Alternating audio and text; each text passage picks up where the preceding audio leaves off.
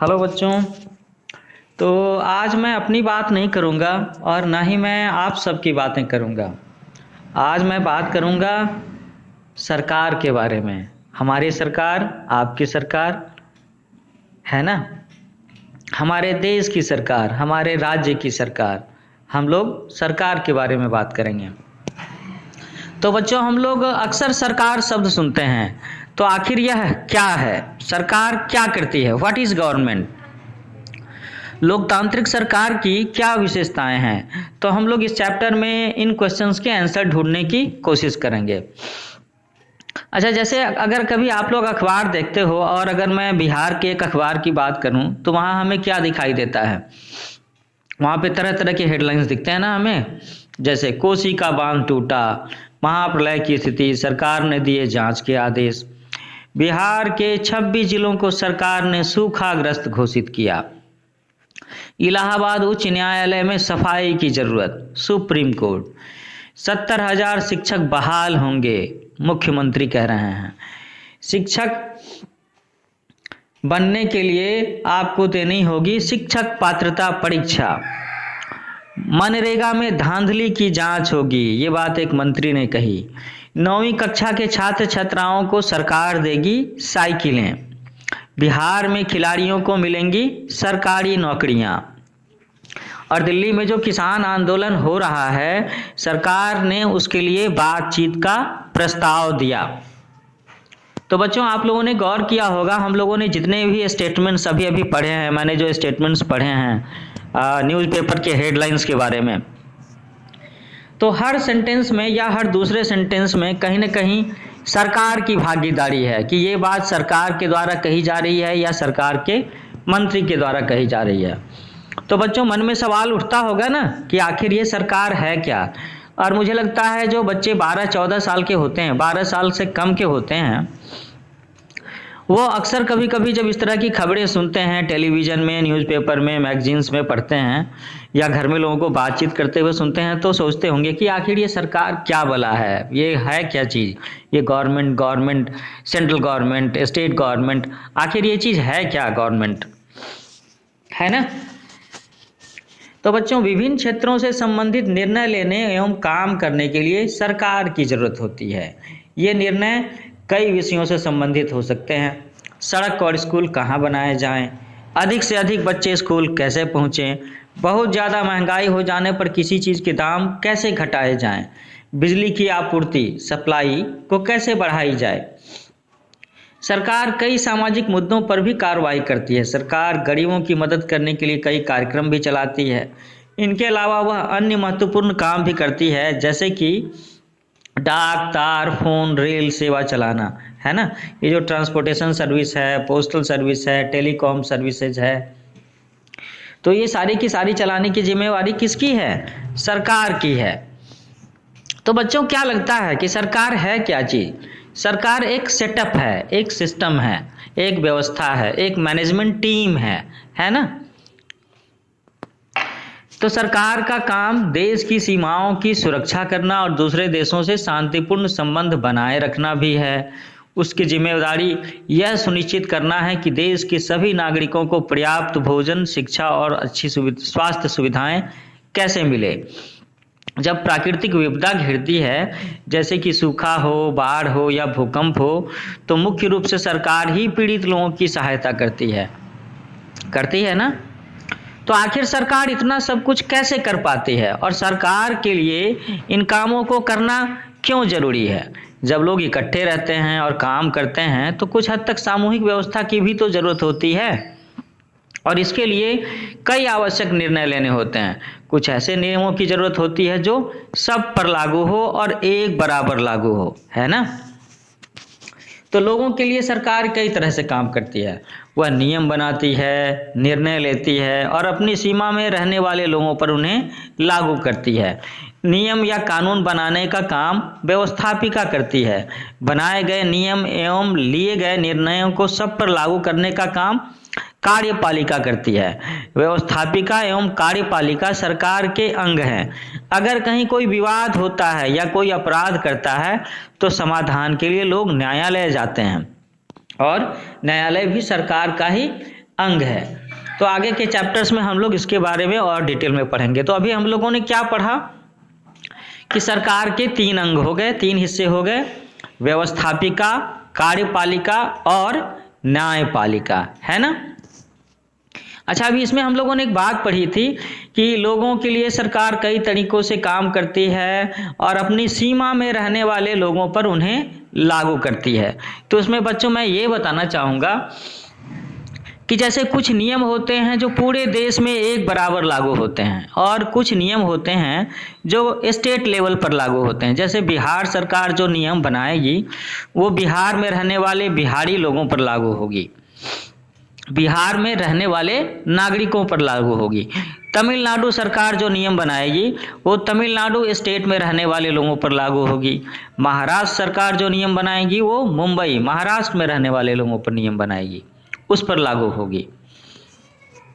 तो बच्चों, अब ये जो बातें हम लोगों ने की, इसमें आप क्या समझ सकते हो कि सरकार क्या क्या काम करती है। सरकार के कुछ ऐसे कार्यों का नाम भी आप बता सकते हो, ऐसा बता सकते हो क्या कि जिसकी चर्चा यहाँ नहीं की गई है। तो आप लोग जरा सोच करके देखो। तो अब हम लोग देखते हैं, बातें करते हैं कि सरकार के स्तर कौन से होते हैं। स्तर का मतलब स्टेजेज, हाँ, low stage, middle stage, higher stage, layers कह सकते हैं, है ना। Local government, state government, central government. तो हम लोग यहाँ बात करेंगे कि जैसे सपोज करो कि आप पटना में रहते हो, मुजफ्फरपुर में रहते हो। तो पटना क्या है, मुजफ्फरपुर क्या है, दैट इज अ डिस्ट्रिक्ट। तो वहाँ पर स्थानीय सरकार होगी, डिस्ट्रिक्ट लेवल की सरकार होगी, वो व्यवस्था चलेगी। वहाँ पर जो एडमिनिस्ट्रेशन का लेवल होगा वो डिस्ट्रिक्ट लेवल का होगा। अब बिहार में पटना या मुजफ्फरपुर जो है वो बिहार राज्य के हिस्से हैं, है ना। तो पूरे बिहार में किस लेवल की सरकार होगी, ये स्टेट गवर्नमेंट कहलाएगी, राज्य सरकार होगी। इसके नियम कानून पूरे राज्य के लोगों पर लागू होंगे। पटना या मुजफ्फरपुर जो स्थानीय सरकार है, लोकल गवर्नमेंट है, उसके नियम सिर्फ पटना और मुजफ्फरपुर में रहने वाले लोगों पर लागू होंगे और बिहार राज्य सरकार के नियम पूरे बिहार राज्य के लोगों पर लागू होंगे। केंद्र सरकार, सेंट्रल गवर्नमेंट, तो हमारे केंद्र सरकार का ऑफिस कहाँ है, सेटअप कहाँ है, दिल्ली में। प्रधानमंत्री, राष्ट्रपति कहाँ रहते हैं, दिल्ली में। हमारे जो केंद्रीय मंत्री हैं, जो हमारा पार्लियामेंट है, वो कहाँ है, वो दिल्ली में है। तो हम लोगों ने देखा कि सरकार के 3 लेयर हैं, सेंट्रल गवर्नमेंट, स्टेट गवर्नमेंट और बॉटम लेवल पर लोकल गवर्नमेंट या डिस्ट्रिक्ट गवर्नमेंट कह लो। राज्य स्तर का मतलब है पूरे स्टेट से, पूरे राज्य से। जैसे अपने बिहार राज्य में सरकार पूरे बिहार के लोगों के लिए काम करती है, ठीक उसी तरह से झारखंड, उत्तर प्रदेश, महाराष्ट्र, दिल्ली की सरकार अपने प्रदेश के लोगों के लिए काम करती है। केंद्र सरकार देश की सभी राज्यों के विकास के लिए कार्य करती है। इस किताब के अगले चैप्टर में हम लोग स्थानीय सरकार के स्वरूप और उसके कार्यों के बारे में भी डिटेल में बात करेंगे। फिलहाल हम लोग ये भी कहना चाहूँगा कि राज्य सरकार और केंद्र सरकार के डिटेल फंक्शंस के बारे में, रोल और रिस्पॉन्सिबिलिटी के बारे में हम लोग आगे के चैप्टर्स में भी पढ़ेंगे। अच्छा, इसमें एक शब्द आता है यहाँ पे, जैसे केंद्र सरकार की बात हो गई, राज्य सरकार की बात हो गई। हमारा देश 29 राज्यों में बटा हुआ है, लेकिन there are some union territories also, कुछ केंद्र शासित प्रदेश भी हैं ना, जैसे कि चंडीगढ़, अंडमान निकोबार, ये सब के सब, लक्षद्वीप। तो कुछ प्रदेशों पर केंद्र का सीधा शासन एवं नियंत्रण होता है। ये प्रदेश केंद्र शासित प्रदेश कहलाते हैं, यूनियन टेरिटरी कहलाते हैं, है ना। अच्छा, आप सब लोगों ने लोगों को वोट गिराते हुए देखा है कि जब इलेक्शन का दिन होता है, अभी पिछले दिनों अक्टूबर नवंबर में बिहार में चुनाव हुए थे, तो आप लोगों ने शायद देखा होगा, दिवाली से हफ्ते 10 दिन पहले की बात है, कि किस तरीके से बड़े बड़े स्कूल्स में, कॉलेजेस में या कुछ पब्लिक प्लेसेस पर लोगों को व्यवस्थित करके वोट गिराने की सुविधा दे जाती है। तो आपने देखा होगा कि लोग वोट गिराने के लिए कैसे जाते हैं, एक लाइन में लग करके जाते हैं। लोग वोट डालते क्यों हैं? बच्चों को तो लगता होगा कि भाई इलेक्शन डे है, वोट गिराने का दिन है, चलो आज हमारे स्कूल में छुट्टी हो गई, आज पापा को भी छुट्टी हो गई, तो पापा भी आज घर में रहेंगे। लेकिन वोट गिराने का दिन उसका मतलब सिर्फ छुट्टी लेने से थोड़े ना है, स्कूल की छुट्टी या ऑफिस की छुट्टी से नहीं है। वोट गिराने का मतलब है कि हम लोग सरकार चुनने में अपना पार्टिसिपेशन करते हैं, अपना कंट्रीब्यूशन करते हैं। तो एक्चुअली में जब हम वोट गिराते हैं, आपके पापा मम्मी, आपके बड़े भाई या आप लोग भी जब बड़े हो जाओगे, 18 साल से बड़े हो जाओगे, तो आप भी वोट गिराने जाओगे। तो आप वोट गिराने क्यों जाओगे? एक्चुअली में आप सरकार चुनने के लिए वोट गिराते हैं। ऐसी सरकार को लोकतांत्रिक सरकार कहते हैं, है ना। इसी चीज़ को हम लोग डेमोक्रेसी भी कहते हैं। तो आप लोगों ने देख लिया ना कि जिस वोट गिराने के काम को हो सकता है कुछ बच्चे बहुत ज़्यादा इम्पोर्टेंट काम ना समझ रहे हों, एक्चुअली में वो हमारे लिए सबसे इम्पोर्टेंट काम होता है, being a citizen, being a ideal citizen of India. अपने देश का एक आदर्श नागरिक होने के नाते ये हमारी बहुत बड़ी जिम्मेवारी होती है कि हम वोट गिराने ज़रूर जाएं, ताकि हम अपनी देश में एक अच्छी सरकार, अपने राज्य में एक अच्छी सरकार बना सकें। और ये जो सरकार होती है ये निर्धारित समय के लिए चुनी जाती है। यह आवश्यक नहीं है कि हर बार एक ही दल की, एक ही पॉलिटिकल पार्टी की सरकार चुनी जाए। और इस प्रकार सत्ता की शक्ति हमेशा जनता के हाथ में रहती है। लेकिन इससे अलग भी एक और सरकार होती है जिसे राजतंत्र कहते हैं। तो बच्चों, हमारे देश में कौन सी सरकार है? लोकतांत्रिक सरकार है, डेमोक्रेटिक गवर्नमेंट है। लेकिन एक अलग तरह की भी व्यवस्था होती है, एक अलग तरह की सरकार भी होती है जिसे हम लोग राजतंत्र कहते हैं। तो आप बच्चों में से शायद कुछ बच्चों को मालूम हो कि अभी से कुछ एक साल पहले तक हमारा जो पड़ोसी देश है ना, नेपाल, वहाँ पे राजतंत्र हुआ करता था। तो अब हम लोग थोड़ी सी बातें राजतंत्र के बारे में करेंगे। राजतंत्र में सत्ता की सारी शक्ति राजा के हाथ में होती है। लोकतंत्र में जनता अपनी इच्छा से मताधिकार का प्रयोग कर सरकार को चुनती है और उसे अपने किए गए कार्यों पर समय समय पर सवाल जवाब भी फेस करने होते हैं, सफाई देनी होती है। जबकि राजतंत्र में राजा अपनी वंश परंपरा से आते हैं। राजा के पिता राजा थे, इसीलिए राजा है। राजा का जो अगला बेटा होगा, वो राजकुमार जो है, वही आगे चल करके राजा बनेगा। वो राजा जो होते हैं वो खुद ही निर्णय लेते हैं, इसके लिए उन्हें कभी कोई सफाई नहीं देनी होती है। कभी कभी उनके साथ में उनके दरबारियों की, मंत्रिमंडल की एक टीम हो सकती है जो उन्हें एडवाइस करते हों, लेकिन राजा को कोई बाध्य नहीं कर सकता कि हाँ वो यही नियम बनाएं या वो यही डिसीजन ले। भारत एक लोकतांत्रिक देश है। लोकतंत्र की प्रमुख बात यह है कि इसमें जनता अपना प्रतिनिधि मतदान के द्वारा चुनती है, वही प्रतिनिधि शासन भी चलाते हैं। लोकतंत्र की महत्वपूर्ण बात यह है कि लोग खुद सरकार में अपने प्रतिनिधि द्वारा शामिल होकर के शासन करते हैं। लोकतंत्र में सभी वयस्क लोगों को चुनाव प्रक्रिया में शामिल होने का अधिकार है। लोकतंत्र के बारे में एक बड़ी पॉपुलर सी बात कही जाती है कि ये जो सरकार होती है लोकतंत्र में, ये जनता के द्वारा, जनता के लिए, जनता की सरकार होती है। इस पर हम लोग आगे भी फिर से चर्चा करेंगे। तो बच्चों, लोकतंत्र में सभी वयस्क लोगों को चुनाव प्रक्रिया में शामिल होने का अधिकार है। वयस्क लोगों का मतलब है एडल्ट पीपल, जो बच्चे या जो पुरुष 18 साल से ऊपर के हैं, पुरुष या महिलाएं। अच्छा, अब ये लोकतंत्र आखिर क्या चीज होती है और हमारे देश में लोकतंत्र शासन कैसे आया, उसकी बात करते हैं। हमारे देश में स्वतंत्रता के पूर्व अंग्रेजों का शासन था, जिसमें सरकार बिना लोक प्रतिनिधित्व के चलाई जाती थी। आखिर हम लोग अंग्रेजों के गुलाम हुआ करते थे। अंग्रेज तो इंग्लैंड के थे रहने वाले, वो यहाँ पर व्यापार करने आए और धीरे धीरे उन्होंने अपनी पावर इतनी ज़्यादा बढ़ा ली कि वो हमारे ऊपर में शासन करने लगे। तो स्वतंत्रता संग्राम के दौरान स्वराज्य की मांग की गई और भारत के लोग खुद अपनी सरकार चला सकते हैं, ये बात अंग्रेजों को साफ साफ बताई गई और उनके साथ में संघर्ष किया गया अपने अधिकारों के लिए, है ना। स्वराज में क्या बात कही गई कि अब हमारे देश के लोग जो थे वो अंग्रेजों के गुलाम नहीं बने रहना चाहते थे। कई वर्ष के संघर्ष के बाद अंग्रेजों ने देश के कुछ शिक्षित एवं संपत्तिशाली व्यक्तियों को मत के प्रयोग का अधिकार दिया। आप ध्यान दीजिए, इसमें क्या लिखा है कि कुछ शिक्षित और संपत्तिशाली व्यक्तियों को मत के प्रयोग का अधिकार दिया, वोट डालने का अधिकार दिया। सारे लोगों को नहीं दिया। जबकि आज के दिन में जब हमारे देश में डेमोक्रेटिक गवर्नमेंट है तो देश में सारे लोगों को वोट डालने का अधिकार है, लेकिन अंग्रेजों ने ऐसा नहीं किया था।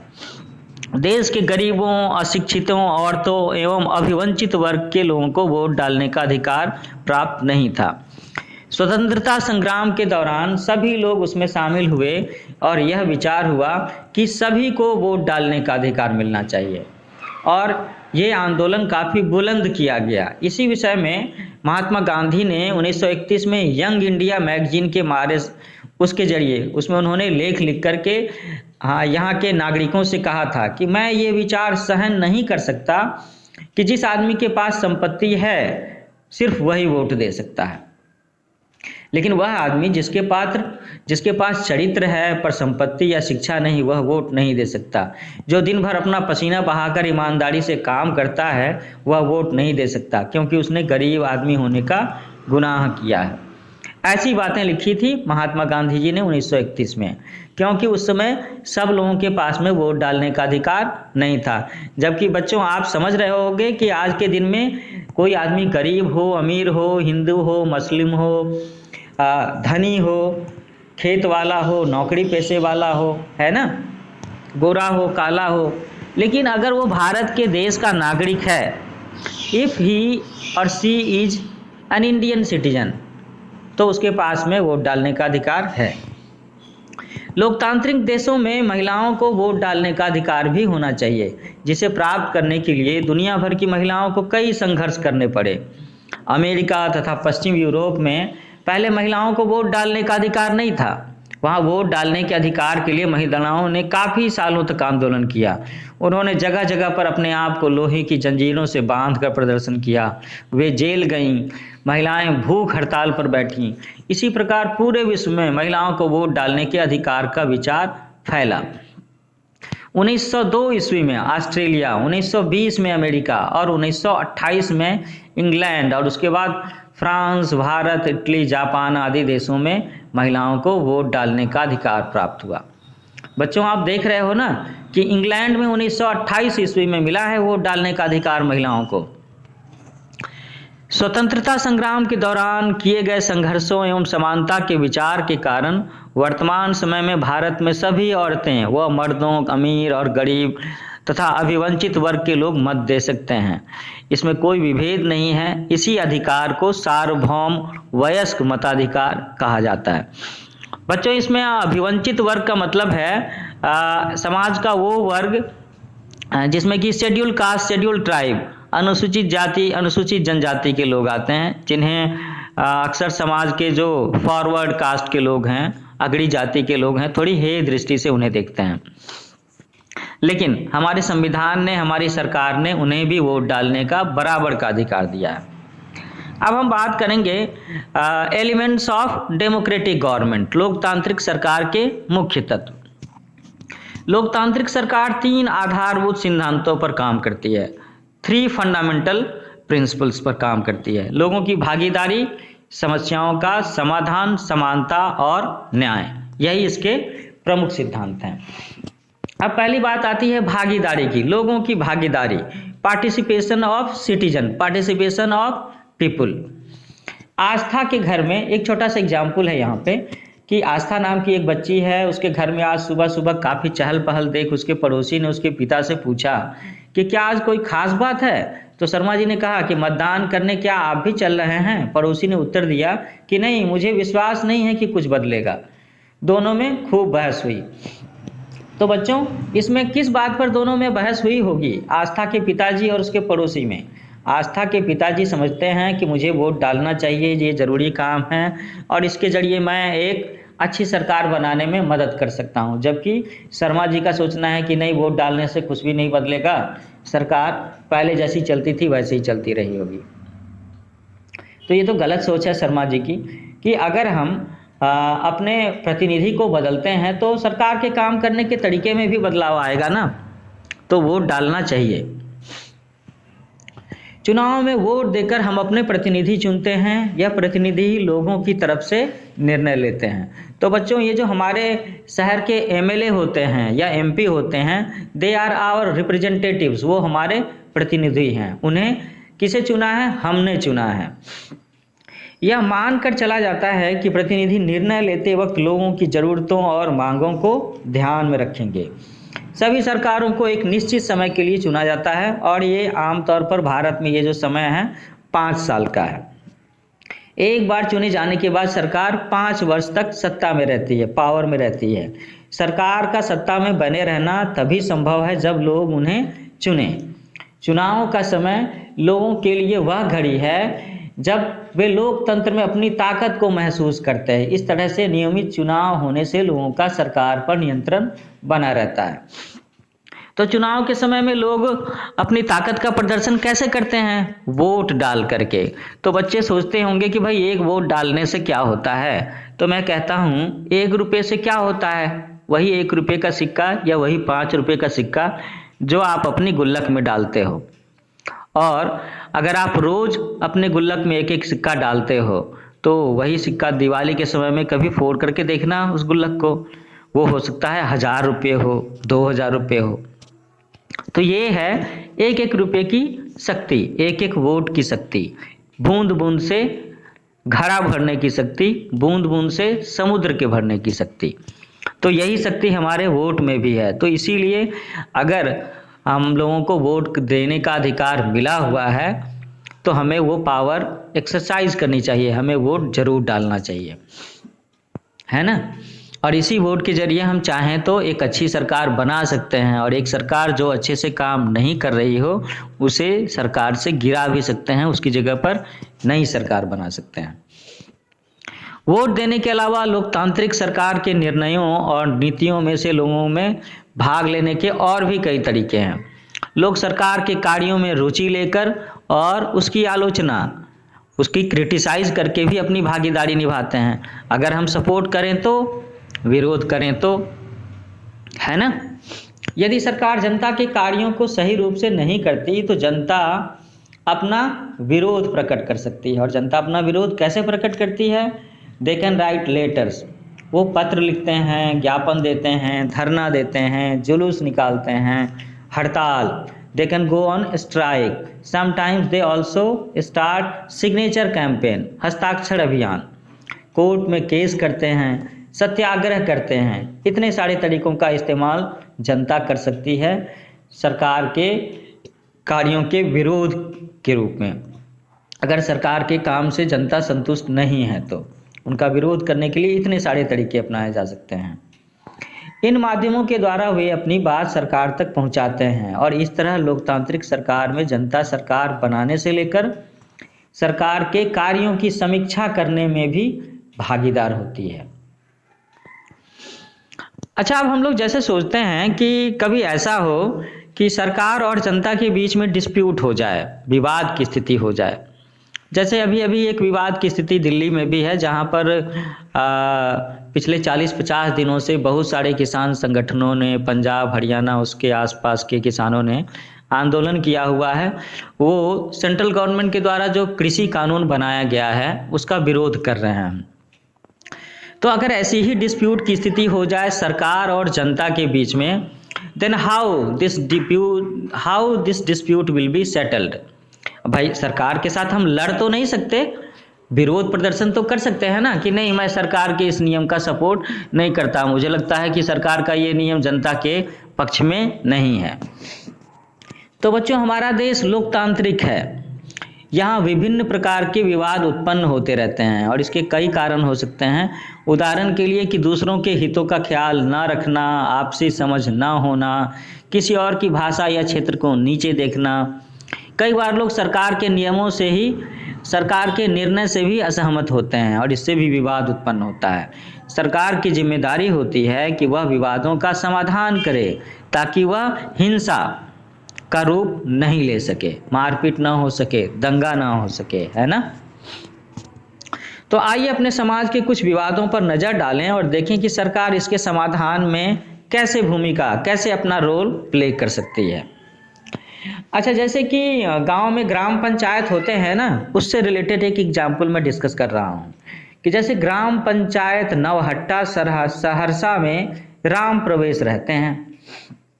तो सहरसा एक जिला का नाम है और उसके एक पंचायत का नाम है नवहट्टा। बगल के गांव के अब्दुल उनकी फसल को काट कर ले गए। अगले दिन राम प्रवेश को पता लगा तो उसने अब्दुल के घर जाकर के बात की। अब्दुल ने उस जमीन को अपनी जमीन बताई और इस कारण विवाद और गहरा गया।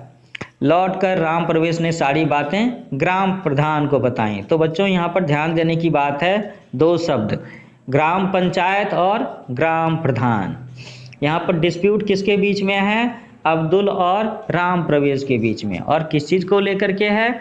जमीन को लेकर के है कि जिस जमीन पर राम प्रवेश ने खेती की है उसकी फसल कौन काट करके ले गया है? अब्दुल।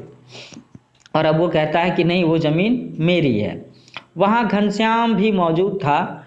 उसने बिना तथ्य को समझे गांव वालों को भड़का दिया, जिससे कि सामाजिक एवं सांप्रदायिक सौहार्द बिगड़ने लगा। तो ये इसमें ज़रा सा गौर करने की बात है कि इसमें जो डिस्प्यूट है वो दो लोगों के बीच है। एक्चुअली में वो दोनों अलग अलग कम्युनिटी के हैं, एक हिंदू हैं, दूसरे मुस्लिम हैं, जबकि हम लोगों के लिए, समाज के लिए, सरकार के लिए ये दोनों ही कम्युनिटी बराबर है। लेकिन समाज में अलग अलग तत्व होते हैं ना, तो उसी में से एक तत्व है, एक एलिमेंट है घनश्याम, जिसने झूठ मूठ की विवाद की स्थिति फैला दी। तो गांव के लोग एकत्रित होकर के स्थानीय थाना, लोकल पुलिस को इसकी सूचना देते हैं। स्थिति की गंभीरता को देखते हुए थाना प्रभारी ग्राम पंचायत के मुखिया से विचार विमर्श कर विवाद को सुलझाने के लिए तत्काल सभी लोगों को घर जाने को कहा तथा दोनों पक्षों को अगले दिन आने का समय निर्धारित किया। इसी बीच थाना प्रभारी ने कर्मचारी को बुलवाया तथा पता किया कि आखिर वो जमीन जिसके लिए ये झगड़ा हो रहा है वो है किसकी। तो कर्मचारी ने बताया कि यह जमीन अब्दुल की है। अगले दिन दोनों पक्षों को बिठाकर विवाद का समाधान शांतिपूर्ण तरीके से किया गया और घनश्याम को कड़ी हिदायत दी गई, वार्निंग दी गई कि आगे से वह किसी भी तरह का अफवाह न फैलाए। तो बच्चों, इसी तरह से कई स्तरों पर विवाद होता है, ग्रामीण या राष्ट्रीय विवाद, कृष्णा कावेरी नदी विवाद, दो राज्यों तमिलनाडु और कर्नाटक के बीच सतलुज नदी विवाद, हरियाणा और पंजाब के बीच किसानों की उपजाऊ भूमि सरकार द्वारा लेकर उद्योग स्थापित करने के कारण हुआ उत्पन्न विवाद, बिहारी छात्रों एवं लोगों के साथ अन्य प्रांतों में हुए गलत व्यवहार से उत्पन्न विवाद। काफ़ी साल पहले की बात है कि एक बार आरक्षण का भी विवाद हुआ था, जब विश्वनाथ प्रताप सिंह जी प्रधानमंत्री थे देश के, और उन्होंने एक रिजर्वेशन बिल देश पर लागू करने की बात कही थी। तो उसको लेकर के भी देश में काफ़ी जगह पर आंदोलन हुए थे, स्टूडेंट्स के बीच में और सरकार के बीच में। तो बच्चों, अब हम लोग आगे बात करते हैं एक और प्रिंसिपल की, जो सरकार का बहुत ही फंडामेंटल प्रिंसिपल है सरकार को सक्सेसफुली चलाने के लिए, जिसका नाम है समानता और न्याय, इक्वलिटी एंड जस्टिस। हम लोग स्वतंत्र देश के नागरिक हैं, लेकिन हमें पूरी स्वतंत्रता तब मिलेगी जब सभी को जीने के लिए समान अवसर प्राप्त हों। असमानता समाज द्वारा उत्पन्न होती है, जैसे छुआछूत, लिंग भेद, आर्थिक अवसर की असमानता। आमतौर पर घरों में लड़के और लड़कियों में विभेद किया जाता है। लड़कों को परिवार में अधिक अपॉर्चुनिटी दिया जाता है। शादी विवाह, भोज भंडारा में खास समुदाय एवं वर्ग के व्यक्तियों को अलग बिठाकर खिलाया जाता है। लेकिन अब धीरे धीरे समाज में जागरूकता आ रही है और ऐसी घटनाएं कम होती जा रही हैं। समानता, इक्वलिटी बिना जस्टिस के, बिना न्याय के संभव ही नहीं है। लोकतांत्रिक सरकार समानता एवं न्याय के लिए कटिबद्ध होती है, कमिटेड होती है। सरकार द्वारा कानून के माध्यम से महिलाओं को विशेष दर्जा देकर समान अवसर प्रदान किया जाता है, जैसे कि पैतृक धन संपत्ति में समान बंटवारा। जी हाँ, आजकल सरकार की तरफ से संविधान में ये नियम दिया गया है कि पैतृक संपत्ति में लड़के लड़कियों दोनों को बराबर के हक हैं। लड़कों को समाज में अधिक महत्व दिया जाता है, जबकि लड़कियों को कम महत्व दिया जाता है। ये गलत बात है और बेहद ही इनजस्टिस की बात है, अन्यायपूर्ण है। इस पर सरकार ने विशेष ध्यान देते हुए लड़कियों की शिक्षा हेतु सरकारी विद्यालयों एवं कॉलेजों में फीस खत्म कर दी है। तो फीस खत्म कर दी है तो क्या हो गया कि अब कोई भी गार्जियन ऐसा नहीं कह सकता कि मुझे सरकारी स्कूल में सिर्फ लड़के को ही पढ़ने के लिए भेजना है, लड़की को पढ़ने के लिए नहीं भेजना है। अगर उन्हें सरकारी स्कूल में बच्चों को पढ़ने के लिए भेजना है तो न लड़के की फीस लगेगी न लड़की की फीस लगेगी। Both are equal whether they are male और फीमेल, बॉयज और गर्ल्स, है ना, उनके लिए पोशाक योजना आरंभ की गई है। उसी तरह से जो महादलित बच्चे हैं, बहुत गरीब या हरिजन बच्चे हैं, उनके बच्चे बच्चियों पर भी सरकार ने विशेष ध्यान रखते हुए पोशाक, ड्रेस, यूनिफॉर्म के साथ साथ स्कॉलरशिप भी आरंभ किया है ताकि उन्हें बराबर के अवसर मिल सकें। सरकार नियम कायदे बनाती है। कोई व्यक्ति किसी दूसरे व्यक्ति की संपत्ति को क्षति या नुकसान पहुंचाता है, उसकी चीजें चोरी करता है, तो सरकार द्वारा बनाए गए कानून के तहत उसे न्यायालय की प्रक्रिया द्वारा पनिश किया जा सकता है, दंडित किया जा सकता है। सरकार को भी अपने बनाए नियमों का पालन करना होता है। उदाहरण के लिए यदि लोगों के साथ जबरदस्ती होती है या उनका रोजगार या जमीन छीनी जाती है, तो उन्हें यह अधिकार है कि वह सरकार के विरुद्ध न्यायालय में जा सकते हैं। लोकतांत्रिक सरकार लोक कल्याण की भावना पर आधारित होती है, जो स्वतंत्रता, समानता, न्याय एवं बंधुत्व की अवधारणाओं को प्रश्रय देती है। तो ये जो आखिरी 2 लाइन लिखी है, लोकतांत्रिक सरकार लोक कल्याण की भावना पर आधारित होती है, जो स्वतंत्रता, समानता, न्याय एवं बंधुत्व की अवधारणाओं को प्रश्रय देती है, यही आत्मा है एक डेमोक्रेटिक गवर्नमेंट की। यही उसकी आत्मा है कि अगर गवर्नमेंट जो है वो डेमोक्रेटिक फॉर्म की है, लोकतांत्रिक की है, तो उसमें लोगों को स्वतंत्रता मिलनी चाहिए, फ्रीडम मिलनी चाहिए, इक्वलिटी मिलना चाहिए, जस्टिस मिलना चाहिए, लोगों में कोऑपरेशन का, भाईचारा का माहौल होना चाहिए। तो बच्चों, इसी के साथ मैंने आज आपका ये चैप्टर डिस्कस किया जिसका नाम था हमारी सरकार। इसे आप ऐसे भी कह सकते हो कि आज हम लोगों ने पढ़ा कि आखिर सरकार है क्या, सरकार कितने लेयर्स की होती है, सरकार क्या क्या काम करती है, और हमारे देश की सरकार कैसे चलती है।